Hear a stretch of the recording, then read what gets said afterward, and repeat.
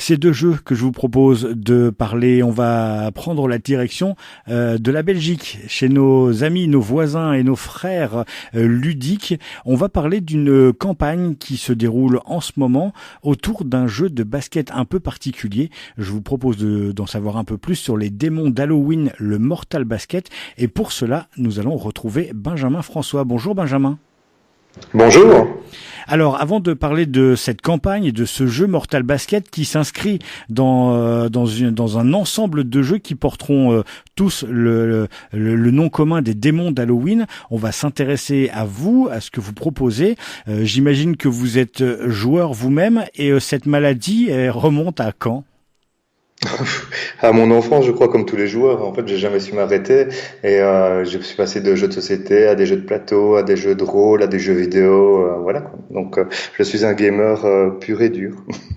Et vous en avez fait apparemment votre métier puisque vous êtes directeur artistique à Rebelle Productions et Rebelle Productions travaille dans ce monde ludique. Vous pouvez nous expliquer un peu ce qu'est Rebelle Productions?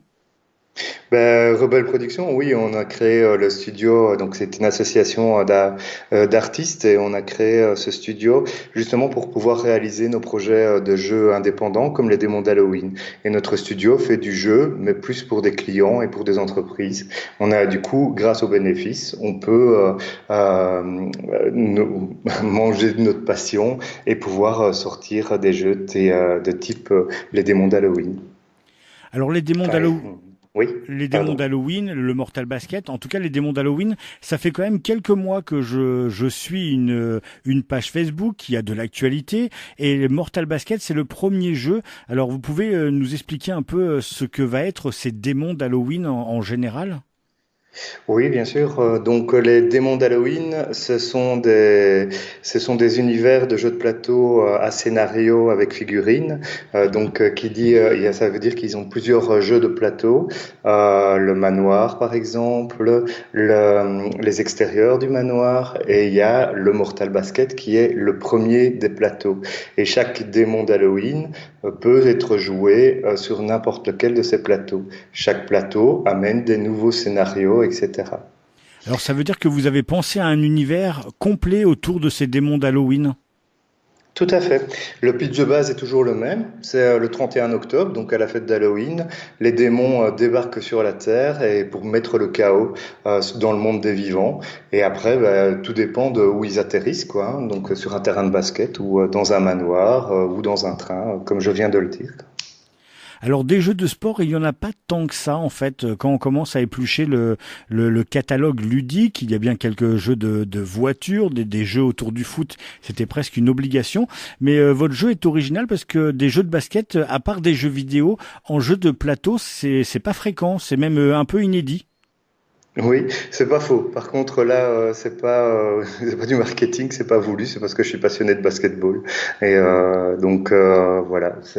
Pour moi, en fait, le jeu du Mortal Basket est né on a d'abord créé le manoir hanté, avec le même principe de jeu pour les démons d'Halloween, mais le jeu était plus difficile à prendre en main pour des joueurs lambda. Du coup, on s'est dit, bon, on va mettre tous les démons dans une arène. Et cette arène, moi, ça a été directement, ben, tiens, on va faire ça dans une arène de basketball avec un objectif qui paraît simple, c'est-à-dire marquer un panier.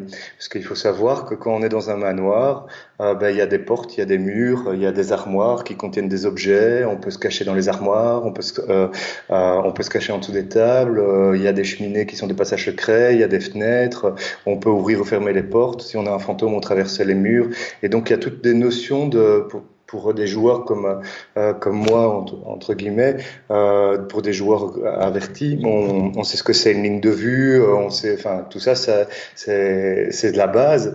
Mais pour des gens qui commencent, c'est un peu plus difficile. Et du coup, être sur un terrain de basket où on se voit de A à Z pendant toute la partie, c'est déjà beaucoup plus facile. On peut pas se planquer.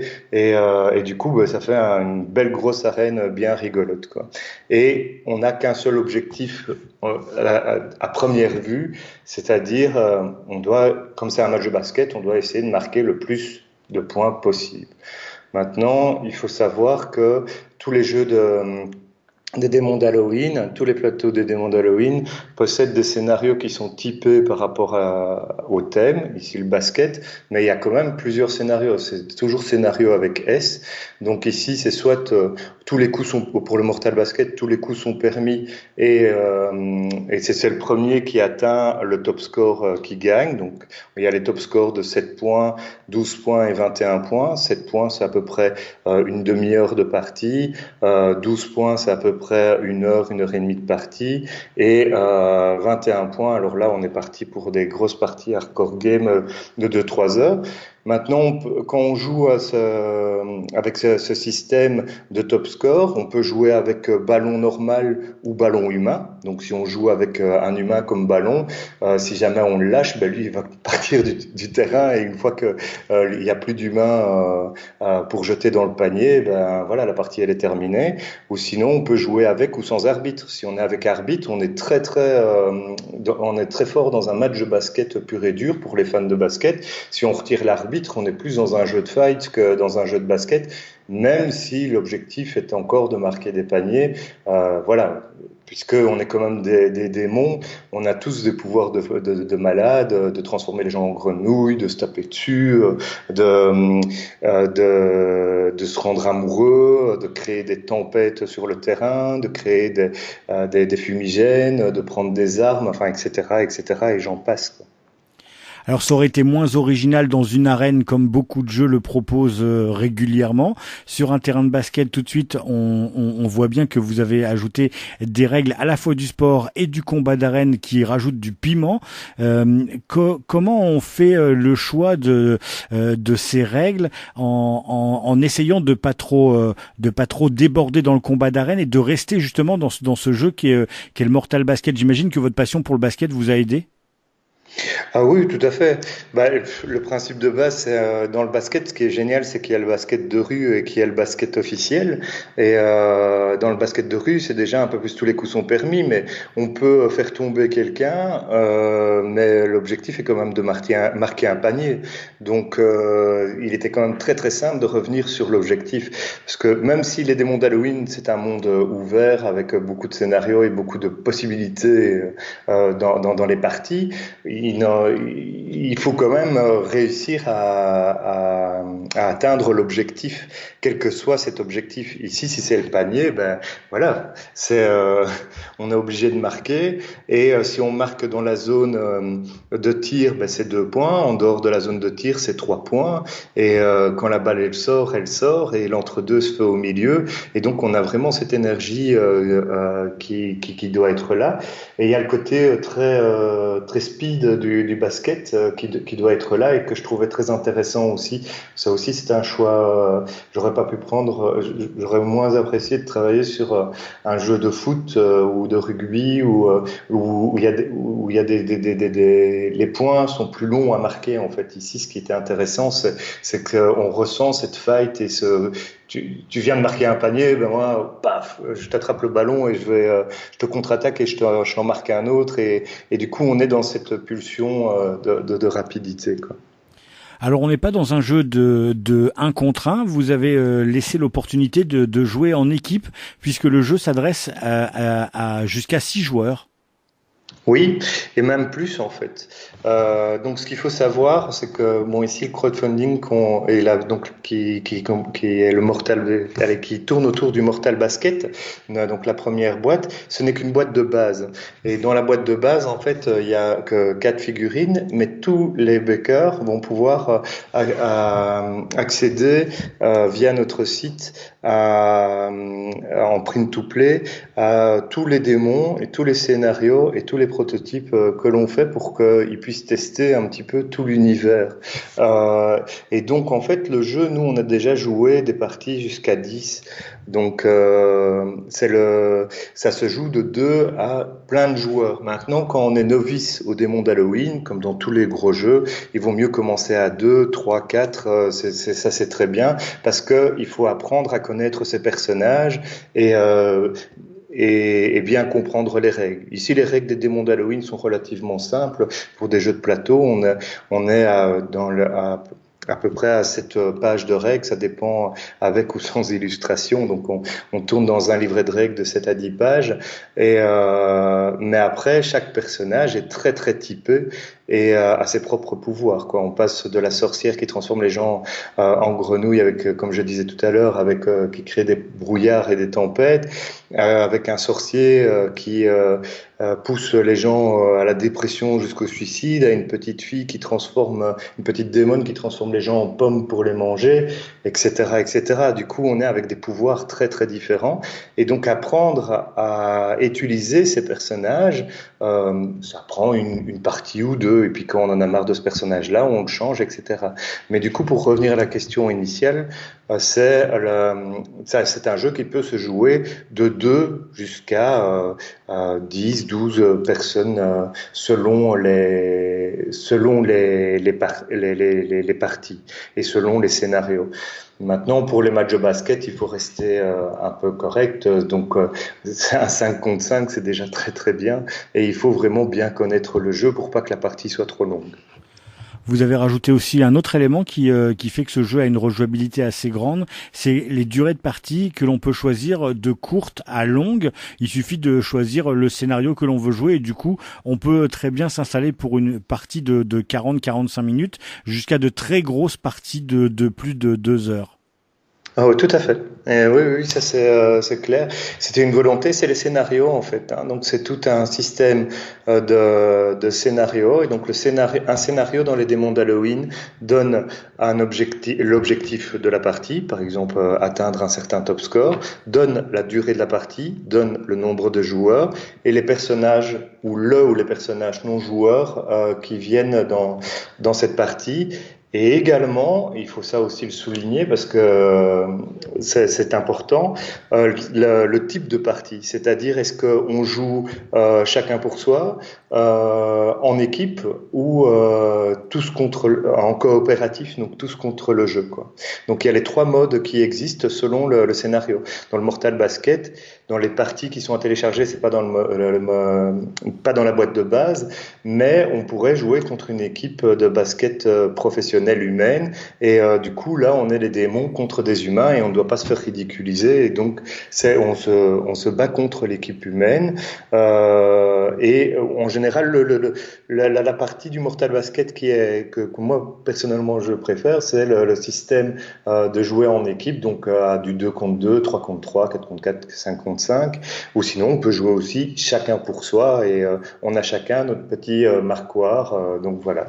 Il y a vraiment, on choisit, on fait, les scénarios sont créés aussi pour que les joueurs, les plus fans, puissent créer leurs propres scénarios et leurs propres objectifs et optimiser le jeu comme ils en ont envie.